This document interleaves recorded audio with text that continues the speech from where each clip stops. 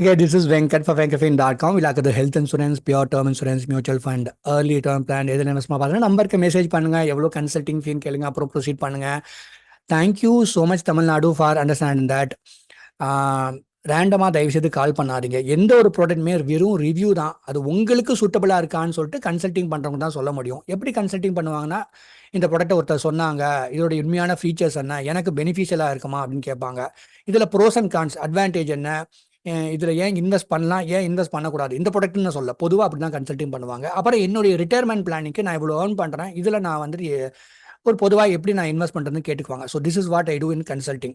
சரிங்களா? அதனால ரேண்டமாக கால் பண்ணாதீங்க. நான் மறுபடியும் சொல்லிட்டேன்.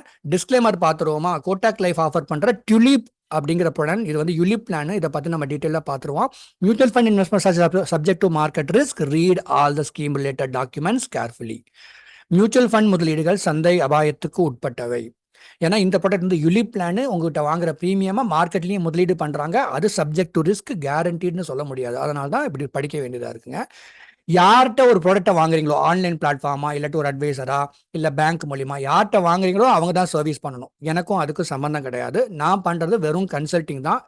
வாங்குங்கன்னு சொல்லவும் மாட்டேன், வாங்காதீங்கன்னு சொல்ல மாட்டேன். புரிஞ்சுட்டிங்களா? உங்களுடைய அசெட் அலோகேஷனில் இது வாங்கலாமா வேண்டாமான்னு நீங்கள் வந்து டிசைட் பண்ணுறதுக்கு கன்சல்டிங் பண்ணிக்கலாம். அடுத்தது போயிடலாமா? கோட்டா உண்மையாகவே இது நியூஸ் தாங்க. I have news media where I publish.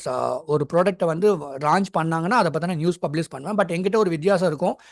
I publish ரொம்ப அழகாக டேபிளர் காலம் போட்டு க்ளீனாக அதை சொல்லிடுவேன் நான். ஸோ பேசிக்கலி யாரெலாம் வாங்கலாம்னா 18லேருந்து 18 வயசுலேருந்து 60 வயசு இருக்கவங்களை வாங்கலாம். கோட்டாக் டியூலிப் பிளான் வாங்கலாம். மெச்சூரிட்டி ஏஜ் வந்து ஆனால் 48லேருந்து 100 வருஷம் இருக்கணும். அந்த தான் மெச்சூரிட்டி ஏஜாக பார்க்குறாங்க. பாலிசி டேர்ம் வந்து மினிமம் 30 வருஷம் எடுக்கலாம், இல்லை 40 வருஷம் இருக்கலாம். சரிங்களா? 30 இயர் பாலிசி டேர்ம் எடுக்கலாம், இல்லை 40 இயர் இருக்கலாம். நீங்கள் உங்களுக்கு 30 வயசுனா ஒன்று 60 வயசு வரைக்கும் பாலிசி டேர்ம் இருக்கும், இல்லாட்டி 70 வயசு வரைக்கும் பாலிசி டேர்ம் இருக்கும். அதுக்கு மேலே இன்க்ரீஸ் பண்ண முடியாது. ப்ரீமியம் பேயிங்ட்ட வந்து 10 வருஷம் பே பண்ணலாம், இல்லை 12 வருஷம், 15 வருஷம் அந்த மாதிரி. இல்லாட்டி ரெகுலர் பே 30 வருஷம்னா 30 வருஷமும் ப்ரீமியம் கட்டலாம், இல்லை 40 வருஷம்னா 40 வருஷம் ப்ரீமியம் கட்டலாம். இதுதான் ப்ரீமியம் பேயிங் டேர்மில் போட்டிருக்காங்க. மினிமம் ப்ரீமியம் வந்து ₹1,00,000 பே பண்ணணும் அப்படிங்கிறாங்க. ஆனுவல் மோட்னா ஹாஃப் இயர்லி பே பண்ணிட்டுறீங்கன்னா மினிமம் ப்ரீமியம் ₹1,20,000 பே பண்ணணுங்கிறாங்க. சரிங்களா? இதுதான், இது ஞாபகம் வச்சுக்கோங்க. சரிங்களா? இந்த கோட்டாக் டியூலிப் பிளான் பற்றி மற்ற என்னென்ன ஃபீச்சர்ஸ் இருக்குன்னு சொல்லிட்டு நான் வந்துட்டு முக்கியமான கீ அட்வான்டேஜஸ் இந்த ப்ராடக்ட் வரைக்கும் பொறுத்த வரைக்கும் என்னன்னு சொல்லிடுறேன். ஹை சம்மர் ஷூட்டுங்க. பேசிக் சம்மர் ஷூட் பார்த்தீங்கன்னா வெறும் 7% இன்ட்டு நீங்கள் ₹1,00,000 ப்ரீமியம் கட்டினீங்கன்னா ₹7,00,000 ₹8,00,000 அந்த மாதிரி தான் வந்துட்டு சம்மர் ஷூட் கொடுக்குறாங்க. ஆனால் உங்களுக்கு ஆப்ஷன் கொடுக்குறாங்க. சம்மர் ஷூட் வந்து அப் டு 100 டைம்ஸ் இன்க்ரீஸ் பண்ணிக்கிறதுக்கு போட்டிருக்காங்க பாருங்க. ஹை சம்மர் ஷூட் ஆப்ஷன் போட்டிருக்காங்க. இது வந்து உங்களுக்கு ஒரு நல்ல லைஃப் கவர் கிடைக்குங்கிறதுக்காக. அப்புறம் உங்கள்கிட்ட வந்துட்டு அந்த நான் முன்னாடியே சொன்னேன், இதில் வர ரிட்டர்ன்ஸ் வந்துட்டு நான் கேரண்டிடுங்க. ஏன்னா மார்க்கெட்டில் முதலீடு போய் ஒரு மியூச்சுவல் ஃபண்டில் முதலீடு பண்ணுவாங்க. அதுக்கு ஒரு சார்ஜ், இந்த அசெட் சார்ஜ் பண்ணுவாங்க இல்லையா, அந்த ஃபண்டை மேனேஜ் பண்ணுறதுக்கு. அதை வந்துட்டு ப்ரீமியம் அலோகேஷன் சார்ஜ்னு ஒன்று இருக்கும். அப்புறம் மார்டாலிட்டி சார்ஜஸ்ன்னு எடுப்பாங்க உங்களுக்கு லைஃப் கவர் கொடுக்கறதுக்கு. 10 வருஷம் வாங்குற சார்ஜை வந்துட்டு 11th இயரில் உங்களுக்கு ரிட்டர்ன் பண்ணிடுறாங்க. டபுளாக ரிட்டர்ன் பண்ணிடுறோம், இல்லாட்டி ட்ரிபிளாக ரிட்டர்ன் பண்ணிடுறோம்னு சொல்கிறாங்க. அந்த டேர்ம்ஸ் அண்ட் கண்டிஷன்ஸ் இங்கே பார்த்துக்கோங்க. ரிட்டர்ன் ஆஃப் சார்ஜஸை லாயல்ட்டி அடிஷன்ஸ்னு ஒன்று கொடுக்குறாங்க. லாங் டேர்ம் இன்வெஸ்ட் பண்ணிங்கன்னா வந்து ஒரு 22% 30% வந்துட்டு லாயல்ட்டி அடிஷனாக நான் உங்களுக்கு கொடுக்குறோம் அப்படிங்கிறாங்க. அது எவ்வளோ பர்சன்டேஜ் கொஞ்சம் டேர்ம்ஸ் அண்ட் கண்டிஷன்ஸ் அப்ளை கொஞ்சம் பார்த்து தெளிவாக தெரிஞ்சுக்கோங்க. ஏன்னா நானும் தவறுகள் பண்ணியிருக்கலாம். ஃப்ளெக்சிபிள் ப்ரீமியம் பேயிங் டேர்ம் நம்ம முன்னாடியே சொன்ன 10 வருஷம், 12 வருஷம், 15 வருஷம், இல்லாட்டி ரெகுலர் பே நீங்கள் பண்ணிக்கலாம். ரைடர் ஆப்ஷன்ஸ் வந்துட்டு பார்த்தீங்கன்னா கோட்டாக்ல வந்துட்டு ஆக்சிடென்டல் டெத் ப்ரொடெக்ஷன் ரைடரும் இருக்குது. Kotak critical illness benefit rider இருக்குது. தேவைப்பட்ட அந்த ரைடரும் நீங்கள் வாங்கிக்கலாம். சரிங்களா? என்ஆர்ஐக்கு ரைடர் கொடுக்க மாட்டாங்கன்னு நினைக்கிறேன் ஒரு சில கம்பெனியில். அதை நீங்கள் கிளாரிஃபை பண்ணிக்கிங்க. இன்வெஸ்ட்மெண்ட் ஸ்ட்ராட்டஜிஸ் வந்து பார்த்தீங்கன்னா செல்ஃப் மேனேஜ், நானே என்னுடைய ஃபண்டை மேனேஜ் பண்ணிக்கிறேங்க அப்பப்போ ஆப்புக்கு போய் அப்படின்னு சொல்லிட்டு செல்ஃப் மேனேஜ் ஸ்ட்ராட்டஜியை நீங்கள், for example mutual fund, stock வாங்குறது வைக்கிறதுலாம் உங்களுக்கு நாலேஜ் இருந்துச்சுன்னா நீங்களே நானே செல்ஃப் மேனேஜ் ஸ்ட்ராட்டஜியை நீங்கள் அடாப்ட் பண்ணிக்கலாம். இல்லாட்டி ஏஜ் பேஸ்ட் ஸ்ட்ராட்டஜின்னு அவங்க புதுசாக ஒன்று இன்ட்ரடியூஸ் பண்ணியிருக்காங்க. உங்கள் ஏஜுக்கு ஏற்ற மாதிரி உங்களுடைய அக்ரெசிவாக, கன்சர்வேட்டிவாக, மாடரேட்டான்னு சூஸ் பண்ணிட்டீங்கன்னா அதுக்கேற்ற மாதிரி அவங்க ஃபண்ட் அலோகேஷன், அசெட் அலோகேஷன் பண்ணிக்குவாங்க. சரிங்களா? ஸோ இதுதான் வந்து கீ பெனிஃபிட்ஸுங்க.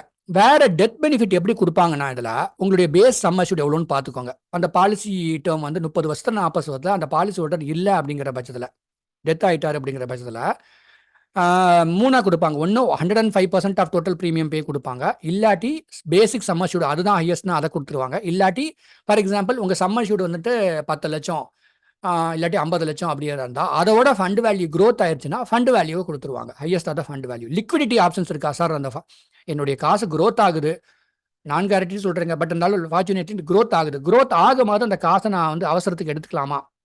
இதில் நிறைய டேர்ம்ஸ் அண்ட் கண்டிஷன்ஸ் அப்ளை ஆகுங்க. நான் பாட்டு ரேண்டமாக சொல்கிறேன், நீங்கள் வந்து எடுத்துக்காதீங்க. நல்லா கரெக்டாக ப்ராடக்ட்டை புரிஞ்சுட்டு வாங்குங்க. இந்த பிளானை பொறுத்த வரைக்கும் 5 வருஷம் லாக் ஆகுங்க. 6வது வருஷத்துலேருந்து பார்ஷியல் வித்ட்ரா வந்து அலோவ் பண்ணுறாங்க. சரிங்களா? பார்ஷியல் வித்ட்ரா அலோவ் பண்ணிக்கலாம். இதில் நல்லா ஞாபகம் வச்சுக்கோங்க, மார்ட்டாலிட்டி ஃபீஸ்லாம் பே பண்ணுறதுக்கு கொஞ்சமாவது அமௌண்ட் அதில் வச்சிருக்கணும்பா. இந்த மாதிரி விஷயத்தெல்லாம் தெளிவுபடுத்திட்டு அப்புறம் வாங்கிக்கிங்க. தேவைப்பட்டால் கன்சல்டிங் பண்ணுங்கள். அடிஷ்னல் ஃபீச்சர்ஸ் வேறு என்ன சொல்கிறாங்க அப்படின்னாக்கா, அந்த ப்ராடக்ட்டை பொறுத்த வரைக்கும் டாப் அப் பண்ணிக்கலாம் அந்த மாதிரிலாம் சொல்கிறாங்க. பட் என்னென்ன ஃபண்டு வச்சுருக்கிறாங்கன்னு நம்ம பார்த்துருவோம்.